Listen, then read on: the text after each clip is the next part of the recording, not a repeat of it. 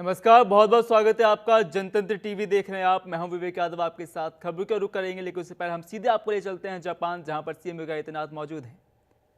हम आपको लगातार तस्वीरें दिखाएंगे थोड़ी देर में, जहां सीएम योगी आदित्यनाथ जापान पहुंचे हैं और 2 दिवसीय दौरे पर जापान पहुंचे हैं सीएम। और जापान में सीएम योगी का जोरदार स्वागत हुआ है। आपको बता दें, सुबह से ही सीएम की अहम बैठकें जारी हैं और वैश्विक कंपनियों के साथ की महत्वपूर्ण बैठक हो रही है। आपको बता दें, ऑटोमोबाइल सेक्टर पर विशेष फोकस रहेगा और सेमीकंडक्टर उद्योग व निवेश संभावनाओं पर भी चर्चा होगी। प्रधानमंत्री आदरणीय श्री नरेंद्र मोदी जी के मार्गदर्शन में भारत आज जिन ऊंचाइयों को प्राप्त कर रहा है, भारत और जापान के द्विपक्षीय संबंध और मजबूत हो सकें, बिजनेस रिलेशन हम सब के बीच में इस साझेदारी को और मजबूती के साथ आगे बढ़ा सकें, उसे मजबूती के साथ आगे बढ़ाने में भारत की आबादी के सबसे बड़े राज्य उत्तर प्रदेश की क्या भूमिका हो सकती है, उस भूमिका को आप सबके सम्मुख रखने के लिए मैं आज जापान की राजधानी टोक्यो में आप सबके साथ संवाद कर रहा हूं। और मुझे प्रसन्नता है कि आप सब ने हमारे भारत की माननीय राजदूत और अन्य इंडस्ट्री लीडर्स के साथ इस कार्यक्रम में उनके आमंत्रण पर उपस्थित हुए हैं। मैं आप सबका इस अवसर पर उत्तर प्रदेश सरकार की ओर से हृदय से स्वागत करता हूं, अभिनंदन करता हूं।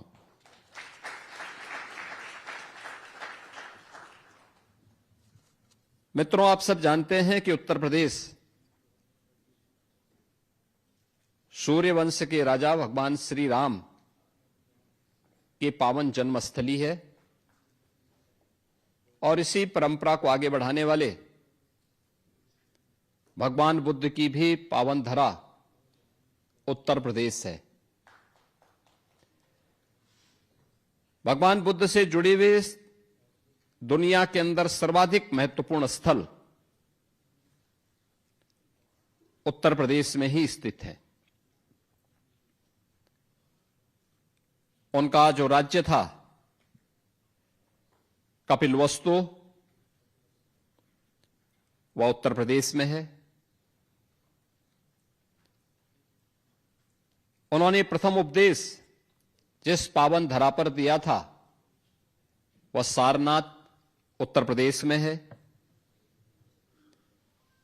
महात्मा बुद्ध ने सर्वाधिक चातुर्मास जिस धरती पर व्यतीत किए थे, वह श्रावस्ती उत्तर प्रदेश में है। भगवान बुद्ध ने अपना अंतिम महापरिनिर्वाण जिस धरा पर किया था, वह कुशीनगर भी उत्तर प्रदेश में है। इसके अलावा कौशांबी, संकिसा और इस प्रकार के अनेक महत्वपूर्ण स्थल जो भगवान बुद्ध से जुड़े हुए हैं, यह उत्तर प्रदेश में है। और आज उत्तर प्रदेश के अंदर स्पिरिचुअल टूरिज्म को आगे बढ़ाने के लिए प्रधानमंत्री मोदी जी के नेतृत्व में रामायण सर्किट के साथ साथ बौद्ध सर्किट के कार्यक्रम को सफलतापूर्वक हमारी सरकारें उत्तर प्रदेश के अंदर प्रभावी ढंग से आगे बढ़ाने का कार्य कर रही है। जब भगवान राम की बात होगी, भगवान बुद्ध की बात होगी,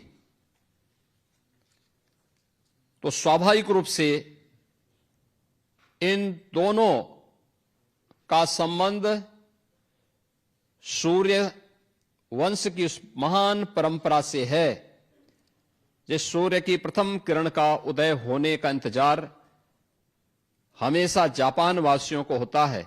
और मैं इस अवसर पर सूर्य वंश से जुड़े हुए इन दोनों महान विभूति की इस पावन धरा की ओर से आप सभी का मैं हृदय से अभिनंदन करता हूं, स्वागत करता हूं।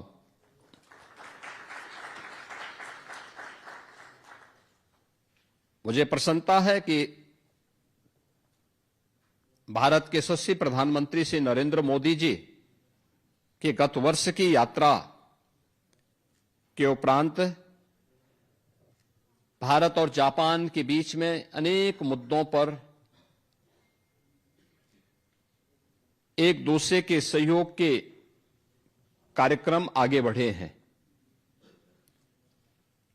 और उत्तर प्रदेश की जब मैं बात करता हूं तो भारत की आबादी का सबसे बड़ा राज्य उत्तर प्रदेश है।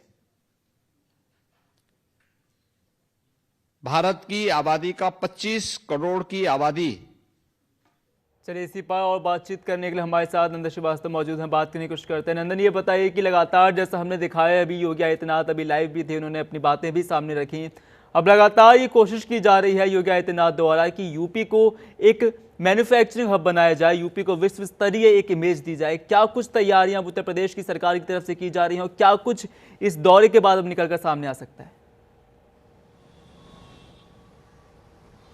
बिल्कुल विवेक, देखिए उत्तर प्रदेश के मुख्यमंत्री योगी आदित्यनाथ इस समय जापान में हैं और आज उनका 2 दिन का दौरे के लेकर वो जापान पहुंचे हैं। और इस 2 दिन के दौरे में कहीं ना कहीं उत्तर प्रदेश के मुख्यमंत्री वहां के जो बड़े बिजनेसमैन हैं उनसे बातचीत करके वहां पे इन्वेस्टर्स को यूपी में आमंत्रित करने के लिए गए हुए हैं। और यूपी में इन्वेस्टर आके अपना अगर इन्वेस्ट करते हैं तो कहीं ना कहीं इंफ्रास्ट्रक्चर के साथ साथ उत्तर प्रदेश वो मुकाम हासिल करेंगे जिसकी कल्पना उत्तर प्रदेश के मुख्यमंत्री योगी आदित्यनाथ और देश के प्रधानमंत्री नरेंद्र मोदी ने की थी, यानी कि मैन्युफैक्चरिंग हब बनाने की।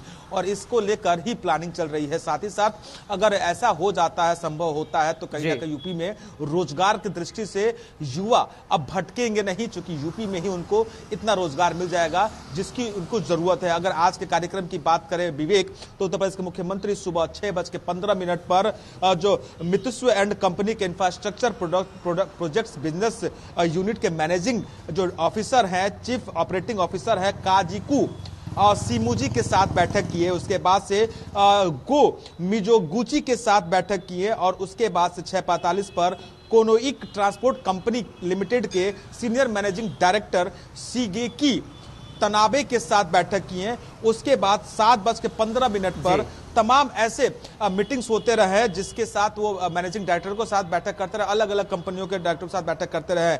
अगर अभी की बात करें तो सुबह 8:45 पर लास्ट बैठक करी उन्होंने। बैठक के बाद उन्होंने अपने भाषण दिए, यानी कि अपने वक्तव्य रखा कि क्या क्या वो चाहते हैं। और यही वजह है कि आज से 2 दिन यानी आज और कल जापान में रहेंगे और वहां पे जितने इन्वेस्टर्स हैं उनके साथ बैठक करेंगे। जी, और तमाम डील्स अब भारत के द्वारा की जा रहे हैं। हम इससे पहले भी बात कर लें, mother for deals EU deal हुई थी, उसके बाद जब अब ये डील सामने आती है, जब जापान पे जाते हैं, सिंगापुर जाते हैं योगी आदित्यनाथ, तो अपने आप में काफ़ी ज़्यादा अहमियत भी रखता है कहीं ना कहीं ये। और अब मेरा सवाल ये होगा कि कहीं ना कहीं अब ये मानकर चलें कि अब भारत को विश्व स्तर पर उतारने के लिए, सामने लाने के लिए उत्तर प्रदेश, यूपी, योगी आदित्यनाथ एक अहम भूमिका निभाने जा रहे हैं। बिल्कुल, निश्चित तौर पर जो उनकी छवि है उत्तर प्रदेश के मुख्यमंत्री योगी आदित्यनाथ की, वो प्रदेश व्यापी नहीं देश व्यापी है। इंटरनेशनल लेवल पर उनकी छवि अच्छी है, पॉजिटिव छवि है। एक हिंदुत्व चेहरे की वजह से पहचाने जाते हैं, अपनी कार्यशैली की वजह से पहचाने जाते हैं। उनकी जो गरिमा है सबसे अच्छी देखने को मिली थी उत्तर प्रदेश में। जब कोविड के दौरान लॉकडाउन लगा था तो उनका मैनेजमेंट देखने को मिला था। पूरे कई सारे देशों ने उनकी सराहना की थी और साथ ही साथ जो जीरो टॉलरेंस की नीति है उसके तहत भी उन्होंने काम किया है। और अब मैन्युफैक्चरिंग हब बनाने की जो उनकी कोशिश है वो लगातार नजर आ रही है। दूसरी बार यह है जब वो 2017 के बाद म्यांमार दौरे के बाद अब जब जापान और सिंगापुर के दौरे करते नजर आ रहे हैं। और निश्चित तौर पर यह दौरा इसलिए महत्वपूर्ण हो जाता है जब उत्तर प्रदेश को मैन्युफैक्चरिंग हब के रूप में देखने की कवायद देश के प्रधानमंत्री और उत्तर प्रदेश के मुख्यमंत्री योगी आदित्यनाथ कर रहे हों। और इसी वजह से तकरीबन 33 कंपनियों के मैनेजिंग डायरेक्टर, CEO और वहां के ऑफिसर्स से मुलाकात करके इन्वेस्टर्स को यूपी में न्योता देने के लिए गए हैं कि अगर यूपी में इन्वेस्टर इन्वेस्ट करते हैं तो निश्चित तौर पर प्रदेश का विकास होगा और युवाओं को रोजगार मिलेगा। 27 में चुनाव है, इसके दृष्टिगत ही ये भी महत्वपूर्ण हो जाता है जब भाजपा अपने कोशिशें कर रही हो और जब मुख्यमंत्री भाजपा की सरकार उत्तर प्रदेश में हो और मुख्यमंत्री स्वयं जाके सिंगापुर और जापान के इन्वेस्टर्स को यूपी में बुलाने का न्योता दे तो निश्चित तौर पे उनका कार्यशैली जनता को जरूर रास आएगी। जी, चलिए, अपने आप में काफी ज्यादा महत्वपूर्ण भी हो जाता है ये दौरा। फिलहाल के लिए बहुत बहुत शुक्रिया तमाम जानकारी के लिए नंदन।